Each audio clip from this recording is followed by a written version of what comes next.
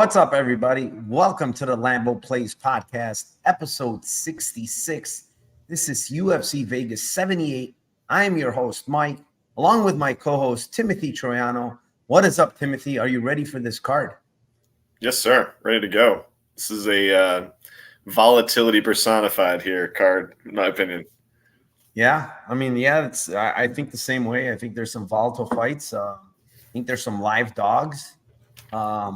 Yeah, we'll see. I mean, let me go over to my chat. Always shout out my chat. Dumpy's in the house. Let's get it. Mushrooms in there. Robert Fish Sticks. Let's kill this card. Rob Lawrence. What is up, my brother? 916 Dave. Lots of live dogs on this card. Yeah, I think the same way. 14 of you in here. That's very low. Maybe I shouldn't have done this live spaces for Bellator while we're doing this, but yeah, man, let's just do it. Let's kick it off. I'm pretty sure people will listen to it later and probably trickle in here. But first fight of the night, it is in the flyweight division. It is the 3-2 Juliana Miller versus the 5-1 Luana Santos. What do you have here for your Lambo play, Tim? All right. I think that there's a bunch of recency bias on this card just in general. I think there's a bunch of guys where you're just saying like, what's happening with these lines. Last fight, Miller was just, she just looked absolutely horrible. Performed pretty bad in a fight where she was a minus 500 favorite. So I think that the line right now is dog or pass in that fight. And I feel like Miller has some grappling. She's good on top. I feel like Santos is, she's a judoka and she's going to try to do some throws. And I think that the style, it's going to be similar to a fight later on, a few fights from now that we're going to talk about where somebody uses head on arm throws. I just feel like when you use these style of takedown attempts, it just leaves your back open. And I feel like potential to either switch position on the ground and reverse with jiu-jitsu or just be maybe she's physically stronger. Miller is. I'll go with Miller by sub at plus 500. I think it's worth a shot. I think it's her style. She's got good ground and pound to set it up as well if she gets the fight, if she gets on top. So, yeah, I like Miller sub plus 500. Yeah, I'm right there with you. I got Miller sub at 600 on Bet Rivers. Nice. Yeah, I think there's recency bias baked in here. Luana Santos has faced a similar opponent, Jenna Bishop, who's a BJJ girl. She had kind of trouble with her in that fight. She lost a split decision. But the thing to me is, like, if this fight hits the ground, and yeah, she's a judoka black belt, whatever, but she's a blue belt when it comes to submission grappling. And Miller is a brown belt. She's good on the ground. She hunts submissions like crazy. Even in the loss last time, she had 3 submission attempts, man. She really goes for it. So plus 600, just a number that, for some reason, her number is higher than the other chick's sub prop. I don't understand why, but maybe I'm wrong. I'm going to take a stab on Juliana Miller by submission, plus 600. Moving on. Second fight of the night. It is in a bantamweight division. It is the 13-5-1 Damon Blackshear versus the 15-7 Jose Johnson. And I will kick this one off. I know Jose Johnson pesky. He's got some power on the feet. He's got a lot of knockouts. Blackshear's never been finished. He's going to be hard to finish. I think he has a pretty big wrestling edge here. That's the thing where I see the issue. So I don't think he's going to finish Johnson. I think Johnson's tough to get out of there. I don't think he's a guy that's easily got one of those guys that easily you can get out of there. And I honestly don't think Damon Blackshear is that big of a finisher as well. So I had him last time out by KO. It came through. This time I'm going to go to decision prop on Blackshear. It's 220. I think that's his most likely path, to be honest. It's wrestling and winning minutes and winning a decision, plus 220. What do you got here, Tim? I think that I agree. I think that the KO last fight was a great play. And I think it was, based on his opponent. I think that the short notice nature of this fight for Johnson is something I'm going to try to attack. I kind of like 2-3 Blackshear, and I would lean by sub. I wouldn't even be surprised if he. I mean, I don't think. I mean, I'd be surprised if he got the KO, but I think just go safer. Round 2, round 3. It's not like really crazy line difference between that and sub 2, sub 3. So yeah, give me round 2, 3 for Blackshear, and if you wanted to get greasy, you could go for the sub 2, sub 3. What are those props on 2, 3? What's the numbers? I think it's 450 and 900 or 1,000. All right.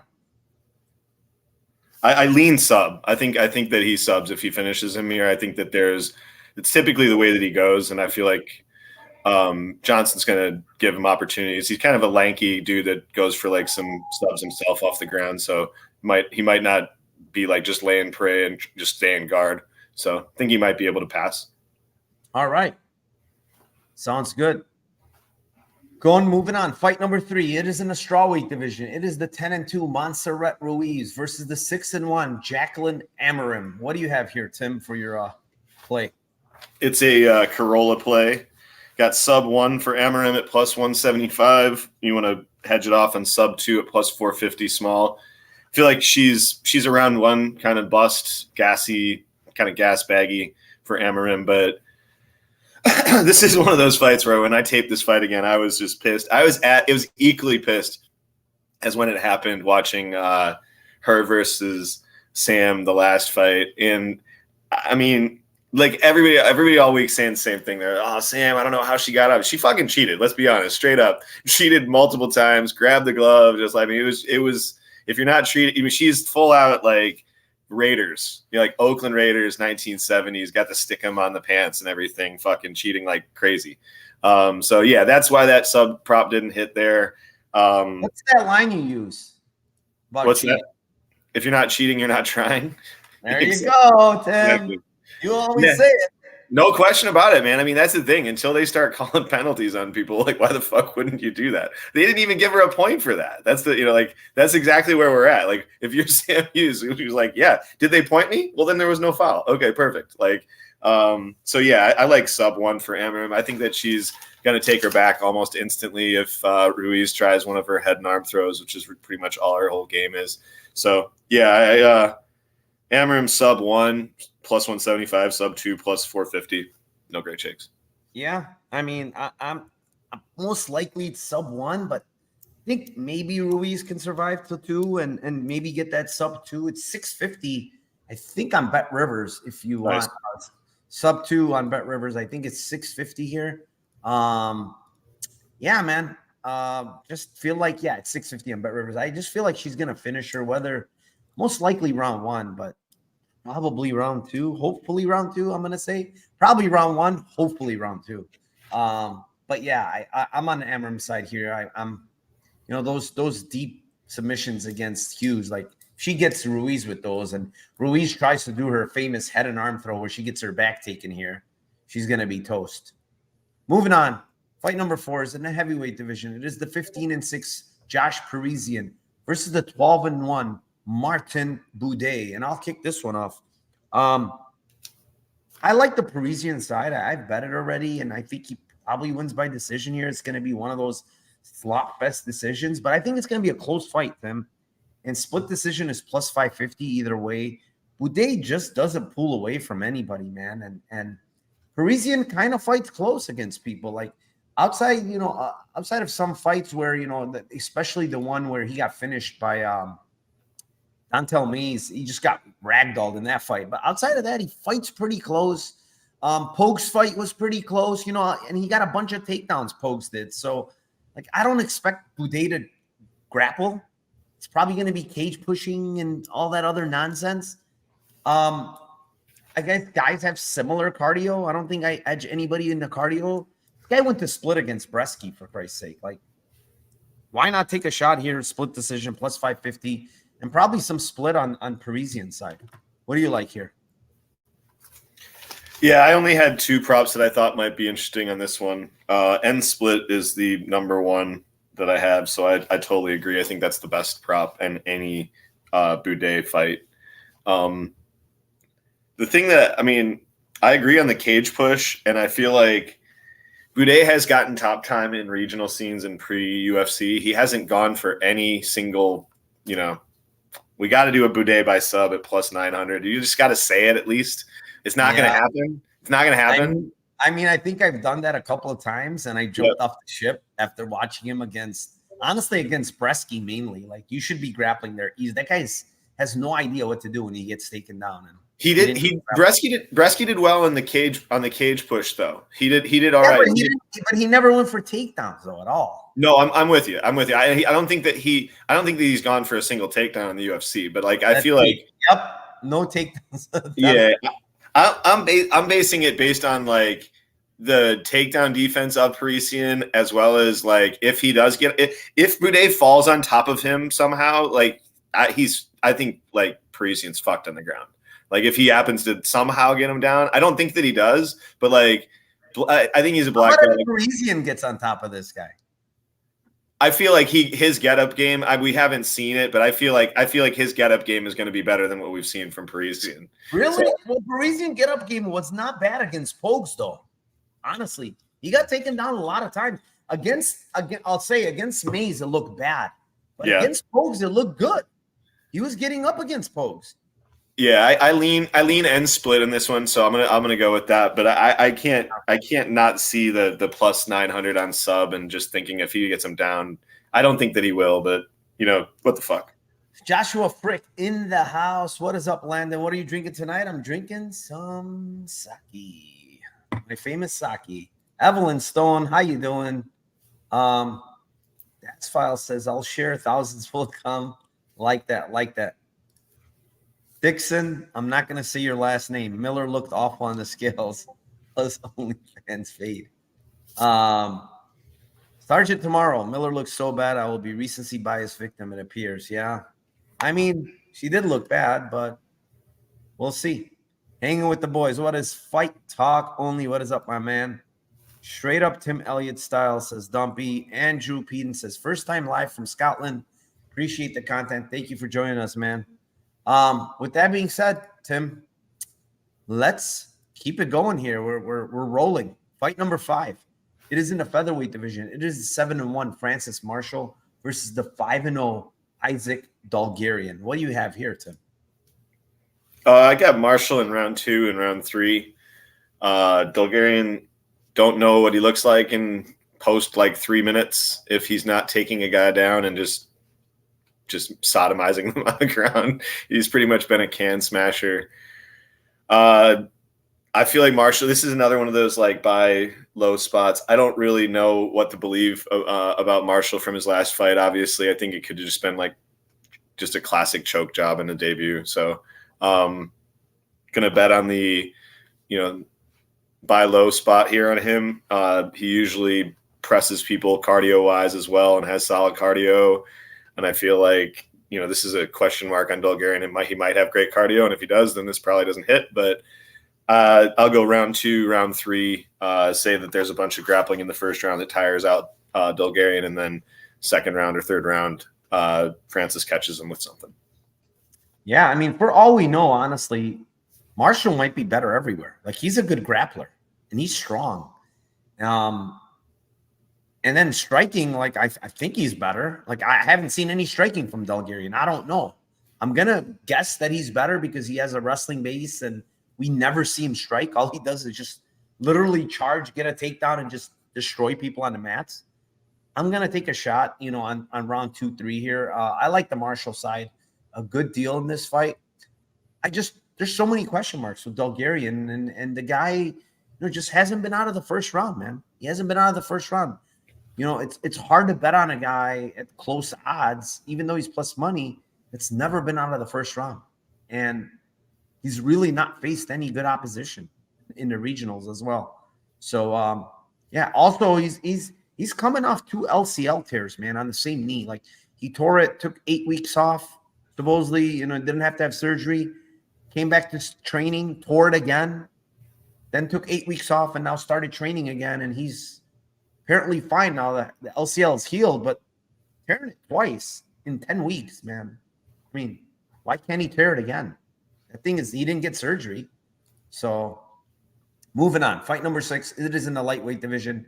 It is the 13-6 Terrence McKinney getting a quick turnaround here versus the 10-5 Mike Breeden. What do you have here, Tim? Oh, is it me or you? It's me. Sorry.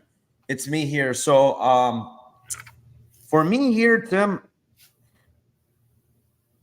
you have to play round 2 Breeden, right? That's like a must play. It's plus 1,300. That's got to be off. Like a must play. The other must play is like if Breeden survives early, it's a must live bet on Breeden, right? That too. But I'm going to take a shot on round 1 as well. Breeden. It's 600, 1,300. I think McKinney being on short notice is just going to go ham here early. He probably finishes Breeden, but if he doesn't, he's possibly going to get finished, Tim. I'm going to take my shots here with Breeden 1 and 2. What do you have here, Tim? Yeah, man, I think that's a great call on round 1 and 2, and not to even chase 3 with McKinney, because how often does it get there? We'll chase back to this when it's round 3, late in round 3 when he finishes them. But yeah, no, I think yeah, I'm with you, man. I think my pick would be of like what I actually think is going to happen. I like you're right. I think like you have to take a shot on the 4th and 5th minute of round 1, and then Breeden like round 2, just because of Terrence McKinney. Like you just have to. But I really do feel like he's going to get him down, and even he could even KO on him on the feet. Like Breeden is just so slow and just unathletic, and we've seen just McKinney just kill guys in the first 2-3 minutes that are 10 times more athletic than this guy and quicker. And so I don't know which way. So I'm going to flip the coin here, and I'm going to say just KO 1, but plus 230 KO 1 on FanDuel is not bad. I think he just maybe comes out from the last couple fights as I was trying to grapple and didn't work, tired myself out a little more. I'm just going to nuke this guy. I almost nuked the chin of Drew Dober. So I think he's going to go that route. So we'll go KO 1, and I'm prepared to live bet, like you said, and take shots on Breeden as well. What's KO 1? KO 1's plus 230. Yeah. I mean, that's the thing. It's so shitty. Yeah, they're splitting. Any way you play McKinney 1 is shitty, right? Yeah, it's round 1. I mean, I think like round 1 is minus 130 or something like that, or whatever. I think that's fine, or minus 150. That's totally like if you're taking him at minus 300 or minus 280. I mean, that's pretty much his path. I don't see him. I know that there's like some people that think that he's going to win a decision this fight. I'm just not on that path. I'm not playing this guy by decision. Is AIDS, honestly. It ain't happening, in my opinion. Moving on, fight number 7. It is in a featherweight. It's in the bantamweight division. It is the 7-1 Marcus McGee versus the 9-5 JP Buys. What do you have here, Tim? I mean, I think that the buys by sub round 1 at plus 1,600 is fucking stupid. So sub plus 750, sub 1 plus 1,600, sub 2 2,500. Like I get that JP's a gas bag, and I get that he's chinny and doesn't strike well and small for the division. He's moving up weight class here. I think that's going to help his chin. The only fight that he survived against Montel unfucking believably was at this weight class, even though he got knocked down 68 times. He is a solid wrestler. JP is a solid wrestler, and he will go for subs. And I mean, like even the Montel fight, he got him down. I just feel like this is just another classic overcorrection and market overcorrection. I'm not saying like JP Biz is like a great fighter, but like McGee was just like plus 2x to in last fight, maybe more. You were on him huge in his last fight, and it's just like now the guy's minus 400 in his second fight. It's like, dude, this is classic letdown spot. This is a classic letdown spot against a guy who has the skills to take him down and has the skills to take his back and potentially sub him. So yeah, I'm not saying this is like a, lock up the two unit bet on this prop, but I'm definitely probably going to have a unit spread out on this, because I think like this is totally his path, and just humongous lines for something that I just feel like this is absolutely his path. So 750, 16 and 25 to 1. I like it. Totally get it. Like I think round 1 sub is good. This guy is honestly probably round 1 or bust for the most part. Like he is a big time gasser. He gasses very bad. But moving up a weight class against a pretty strong guy in McGee, he stuffed 6 takedowns from Journey Newsome. I think he's gonna have a hard time, man, getting this guy down, and I think he's gonna gas like usual. And it's sitting there. Round 2 is 460. Round 3 is, what is it, 1,000. I'm gonna play that. JP Buys just a guy that gasses, and McGee can finish, and he finished a lot of guys in round 2 and 3. 1, 2, 3, 4, 5 of his 7 pro wins are in round 2, round 3. Guy clearly has very good cardio. They talk about it at MMA Labs. Guy's really a hard worker. He's strong. He's athletic. All those things are going to help him in this fight. And you mentioned it. JP Buys is moving up in weight. I don't know if that's good for him, to be honest. Is it good for his chin? I don't know. Montel Jackson dropped him so many times, right? The other thing he did live. He lived, but that's Montel Jackson for you. Everybody lives against him for some reason. But my thing is, he is going to be facing a stronger guy here, at this weight class. And I think the takedowns might not come easy anymore, So we'll see here. Maybe it's an overreaction, Marcus McGee. I think he finishes round 2, round 3 here. Yeah. I mean, if you're going to take a shot, I agree with you 100%. Take a shot in round 1, sub on Buys. That's how he wins, I think. Moving on. I like 2-3 as well for McGee. I think those are the plays. Yeah, I agree. Moving on. Fight number 8. It is in the middleweight division. It is the 10-4 Josh Fremd versus the 13-9 Jamie Pickett. And I will kick this one off.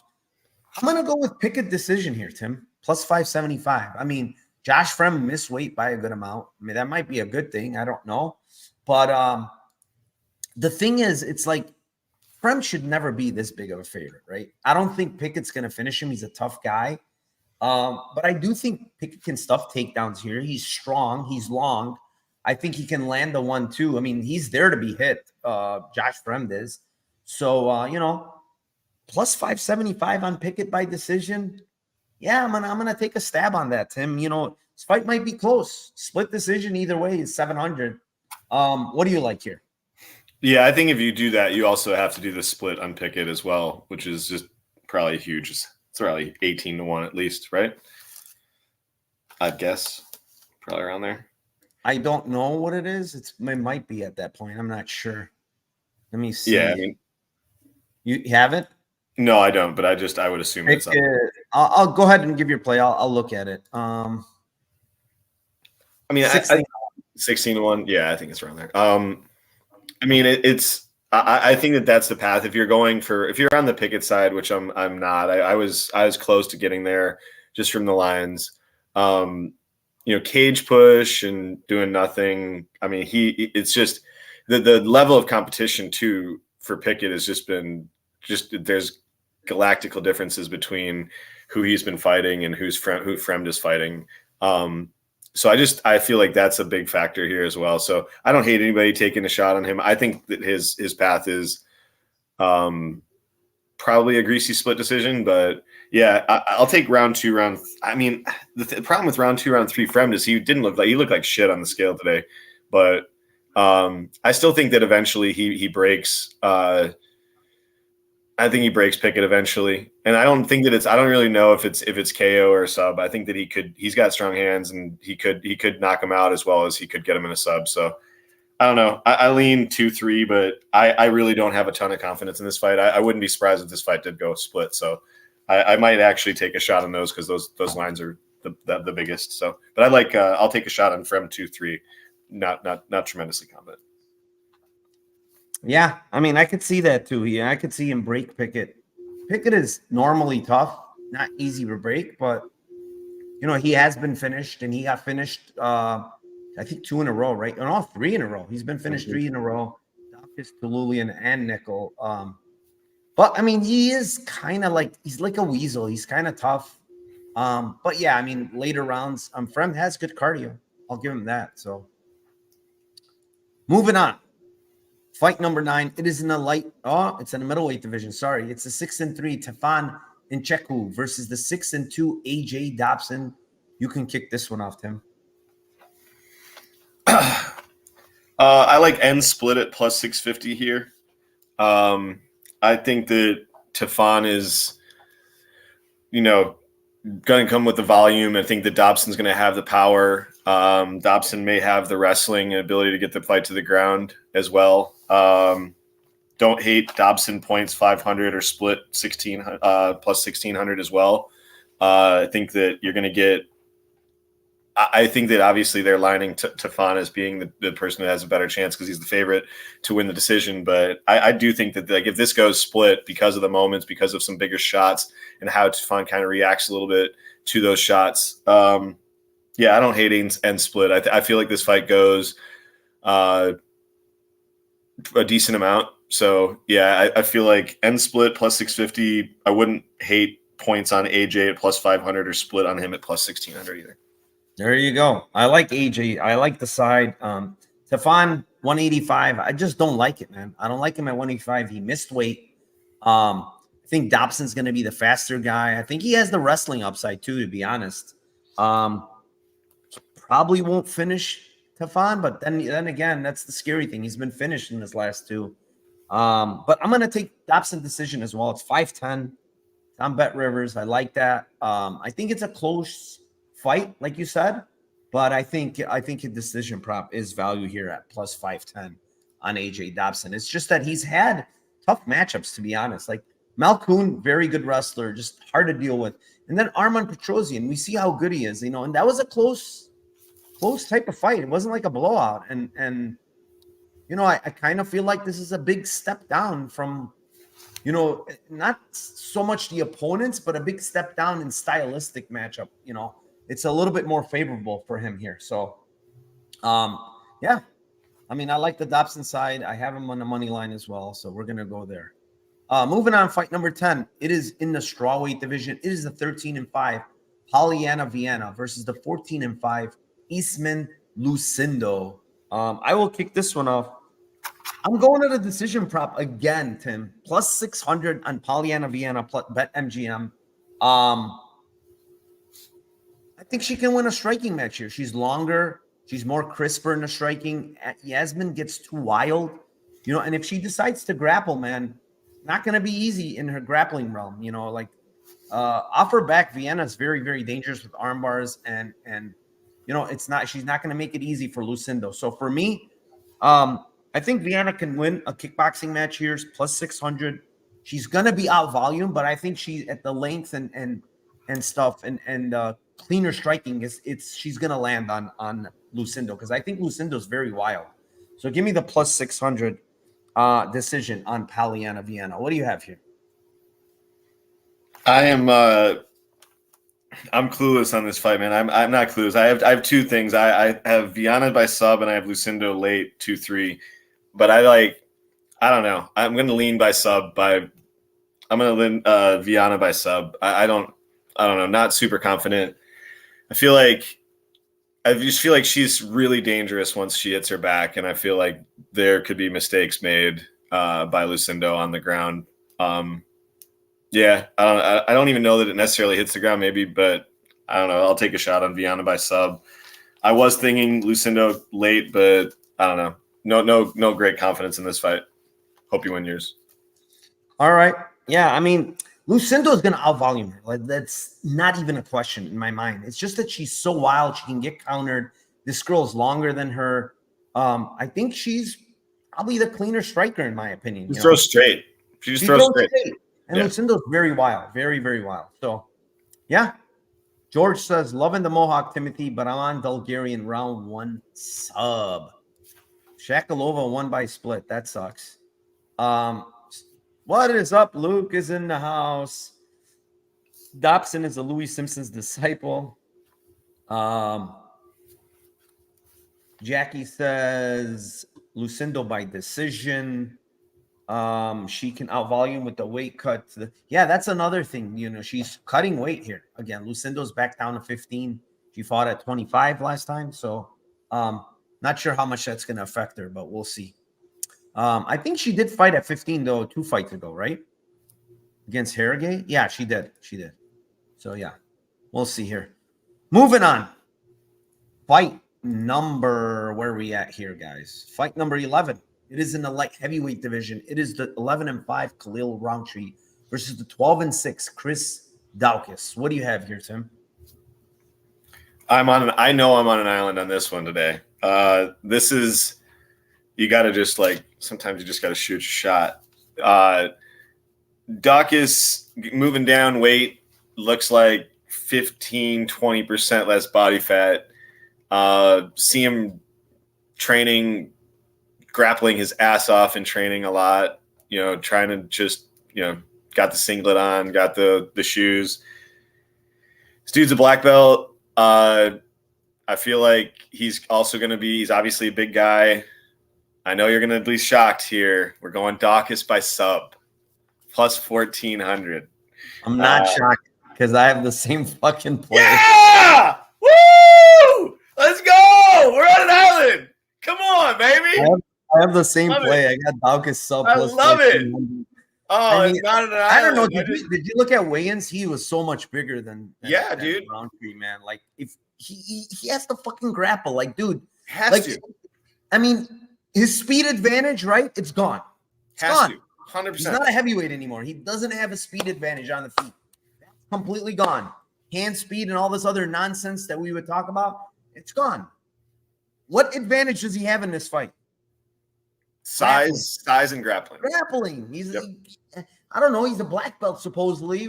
Fucking show me you're a black belt, motherfucker. Get this fight to the ground and let's see you're a black belt. I'm going to take a shot, dude. 1,400. Come on.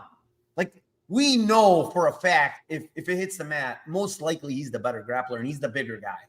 1,400? Come on. Let's do it, dude. Let's fucking do it, Tim. Pascal says, same year, absolutely clueless with the Lucindo fight. Hard one to call. Yeah, it's kind of hard. Gotta appreciate these guys showing up every week. Thank you. A food stamp. Thank you, brother. Luke says a bit behind, boys, but Santos being more likely to submit Miller than the other way around is really dumb. Damn, see? He's right there with me. That's what I said.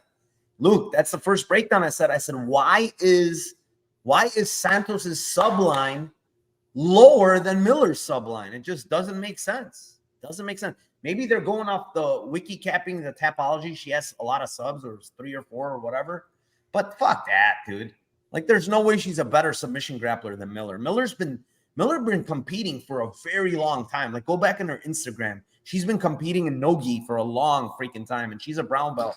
And this girl recently, literally a year and a half ago, got her blue belt. She was a white belt up until a year and a half ago. And you're telling me she's the better submission grappler? There's no chance. But yeah, good point, Luke. Very, very good point. I'm right there with you, my brother. What else do we have here? We've heard about Daukaus being a black belt forever. I know. It's one of those crackerjack black belts, but he might pull it out of that box and put it on him for this fight. We don't know. Moving on. Fight number 12. It is the co-main event of the night. It is in the featherweight division. It is a 28-13 Cub Swanson versus the 13-3-1 Hakeem Duado. Honestly, don't know which way to go with this fight, to be honest. I have no idea. I'm hearing this is his retirement fight, Cub Swanson's. I'm not so sure, but I have good intel that it's his retirement fight. Duado gets hurt a little bit in some fights, but man, I don't know if Swanson can win this fight. Like, I guess he can. I don't want to say, but the thing with Duado, though, I'll say this: whether he wins or loses, right? He always tends to fight close to him. Look at this: split decision against Bochnia, split decision against Arce, split decision against Zuburi. Then Evloev fight. He came on in third. Trezano fight, pretty close. Arosa fight, not so close, So, split decision, Tim? 550? Could I interest you in that one? What do you have here? I think that I'm no longer calling Cub Swanson. He's officially Bear Swanson to me now. When are we going to stop calling this guy Cub? I mean, he's like 38 years old. No longer a kid. He's kind of broken in my opinion.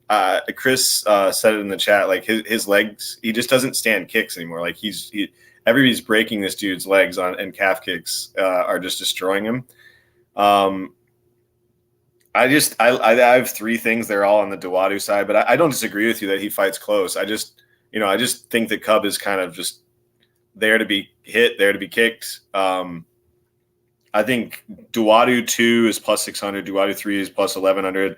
Those are really terrible lines for a guy who hasn't got any finishes and doesn't really throw that hard. But I'm kind of banking it on the fact that Cub is kind of broken. I wouldn't be shocked if he drops him a bunch of times with kicks again here. But yeah, 2-3. I lean that I'm going to be heartbroken and that Duadu is going to win a decision at plus 200. But I think that those are all solid. Those would be the sides that I would be on. I think you're 100% right. You know, I didn't mention that, but leg kicks is a factor, man. Like you said, factor. And Duadu has very good leg kicks. He throws a lot of them. I literally went over all his fights in the UFC. He throws a ton of leg kicks. And it's a big concern. Like, we already seen this song and dance with Martinez. With Martinez. The only thing I will say is, you know, I think, does Cup switch at all? I don't remember. Can he switch to orthodox southpaw? I don't remember, because if he can, it's going to be a little harder. But with Martinez, he could switch orthodox southpaw. Yeah, he did the whole fight. I don't know if Duadu can switch southpaw and kick you. So we'll see. You know, it's just one of those things. I think it's going to be a close fight. Maybe I'm wrong. A lot of people are on violence on this fight, talking about how Duadu gets hurt a lot, which is true. He gets rocked. But he recovers, man. It's still very hard to finish him. So, moving on. Before we move on, we got 62 people in here. Very light day.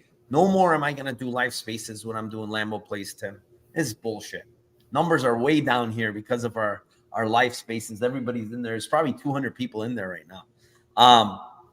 But yeah, guys, thank you very much for joining us. Hit that like button down below. Subscribe to the channel. And once you're subscribed, hit that notification button so you can get us live when I go live.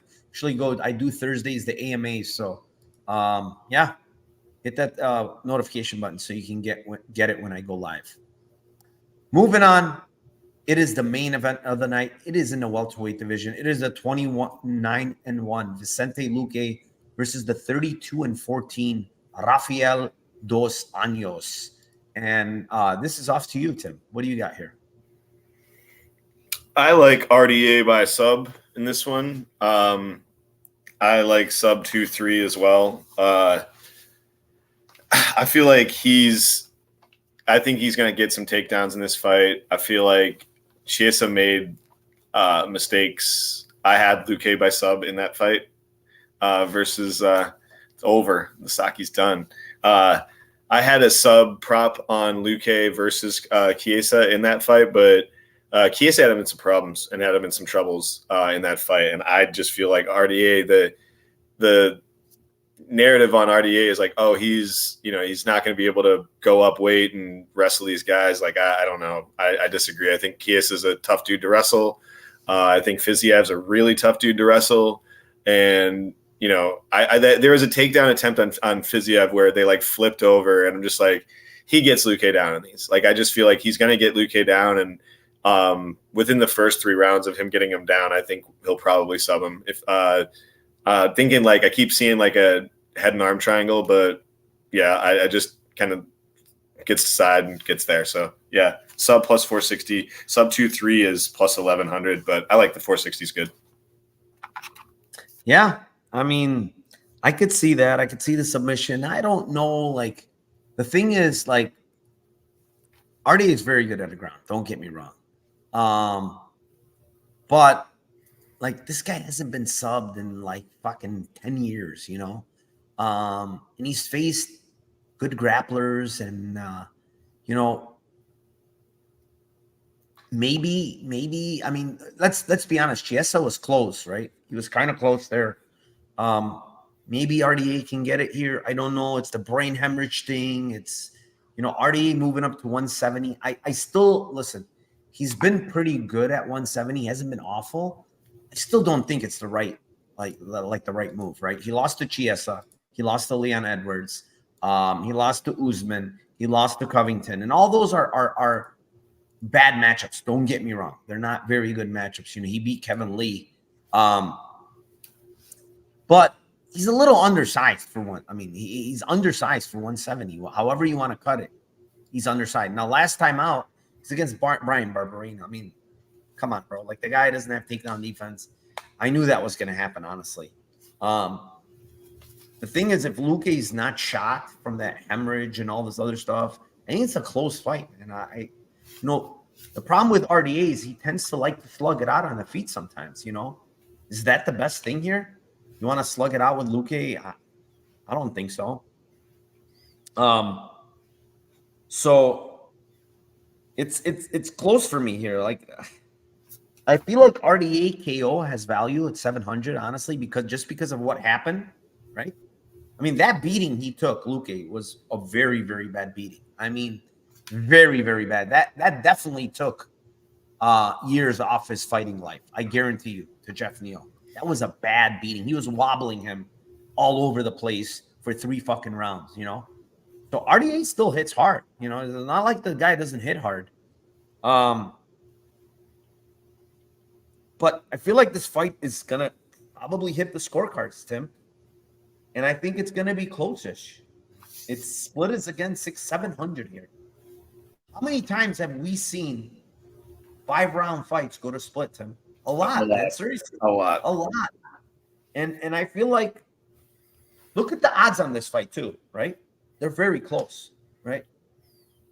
Now, when you look at the fight in general, right? You look at fight goes to decision, only plus 120, right? It's almost even. Yet split is plus 700. Maybe I'm wrong, but I think this fight is going to be close. And possibly, huh? I think it's a great prop. I think it's better than I agree with you. I mean, when you think about it as a whole, if the fight hits the scorecards like they're indicating, completely, it's possible to hit the scorecards. What's the problem with playing split at plus 700 here? 100%. So, yeah, I'm just gonna play split here, Tim. I think that's the way to go here. I don't know. Maybe he can knock him out. Maybe RDA can knock him out, but I don't think so. I have a sneaky suspicion this is probably going to hit the split decision. All right, guys. All 13 fights. We went through them all. Time to give some Lambo parlays, Tim. I don't really have anything that I love here, but I'm going to let you kick this one off. All right. I got RDA sub, which I'm not as confident on anymore because of you. Just kidding. RDA sub. Amarim inside the distance. Blackshear sub is 24-1. Add Marshall ITD is 56-1. Add McKinney inside the distance at 79-1. All right. So I'm gonna go Blackshear decision plus 220. I don't like that one. I'm gonna go with Dobson decision, Tim, plus 510. And to round it out, I don't have a third one, honestly. I didn't have a third one. What's those two? 510 and 220. Let's see the parlay calculator. I might just leave those two and then add, because those two are decent. I really don't like much else. Let's see here. I'm gonna calculate these two. These are 18-1. Okay, let's add another one. That's a little shitty. Just add Amarim. Add Amarim should get it good. Huh? Add Amarim. That should. Yeah, Amarim what? Sub? Inside the distance is minus 150 versus minus 120. Minus 150, and that will give us 31-1.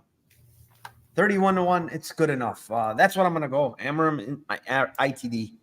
Yeah, seems like it's the play to go. So I like the other two. I just didn't like too many whatchamacallits here. So all right, guys, all 13, all gone. We did them all.